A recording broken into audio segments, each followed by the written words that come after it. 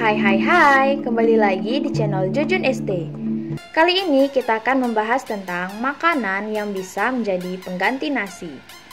Nasi adalah makanan utama dari orang Indonesia.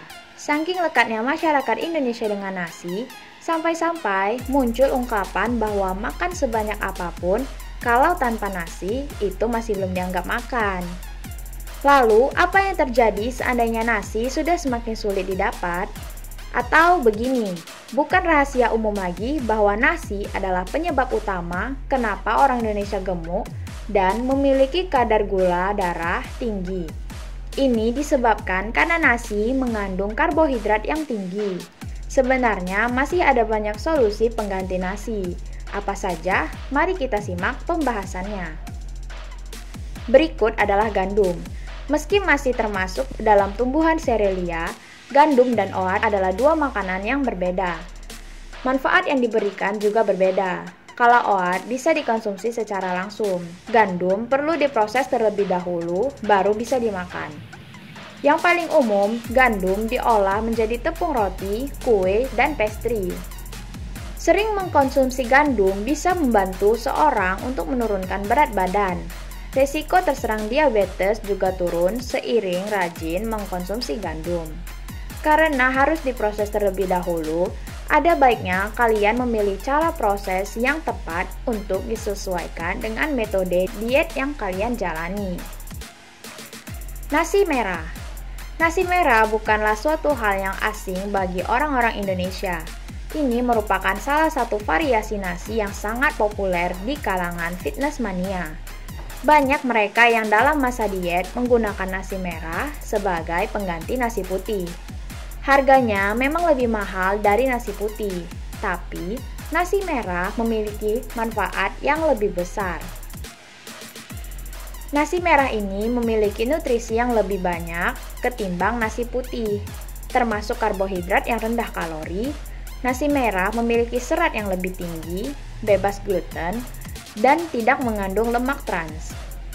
Kalau berbicara soal rasa, nasi merah memang keras dan tidak ada rasa. Ini yang membuat beberapa orang memberikan sedikit campuran nasi putih agar tetap bisa merasakan manfaat dari nasi merah. Ubi. Tidak perlu jauh-jauh untuk mencari pengganti nasi, karena di Indonesia sendiri sebenarnya ada banyak makanan lain yang juga mengandung karbohidrat. Dan makanan itu adalah ubi. Sedikit mengulang pelajaran SD, ubi adalah sebutan untuk tanaman yang memiliki umbi atau bagian akar yang besar. Nah, bagian akar yang besar inilah yang bisa dimakan karena mengandung nutrisi yang dibutuhkan oleh tubuh. Untuk mengolahnya sendiri, ada banyak ragam, mau itu direbus, dibakar, atau juga dipanggang. Cocok untuk diet, ubi sangat kaya akan vitamin dan serat. Kadar gula yang rendah membuat kita tidak perlu khawatir akan naiknya kadar gula dalam darah. Kalau orang dari luar Indonesia lebih familiar dengan sebutan sweet potato. Jadi kalian tidak perlu bingung bila ada orang yang menyebutnya dengan sweet potato. Oat adalah makanan pengganti nasi yang sudah tidak asing lagi di telinga kita. Yang berikut ini adalah oat. Oat masih termasuk dalam famili serealia, yakni sama seperti gandum.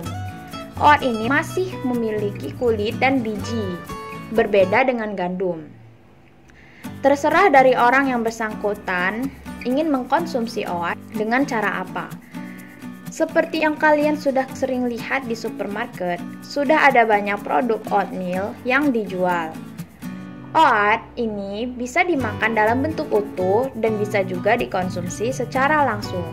Karena rasanya yang hambar, banyak orang mencampur oatmeal dengan bahan lain seperti telur, buah, sayuran, dan bahan makan lainnya. Kembang kol. Sekarang ini jenis-jenis diet itu sudah semakin banyak. Masing-masing diet tersebut memiliki metode dan menu makanan berbeda untuk dimakan. Dari sekian banyak menu diet, pernahkah kalian mendengar yang namanya cauliflower rice atau yang di sini lebih dikenal dengan sebutan nasi kembang kol? Ini adalah salah satu makanan unik yang sekarang diselipkan ke dalam menu diet. Terdengar asing, namun nasi kembang kol ini adalah salah satu opsi yang bisa kalian pilih apabila tidak mau makan dan tidak terbiasa makan nasi putih.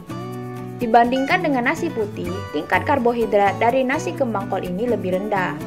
Selain itu, bila nasi putih memiliki kandungan gula yang tinggi, nasi kembang kol ini tidak. Harganya juga lebih murah, mudah didapat, dan bisa dibuat apa saja, juga kaya akan vitamin.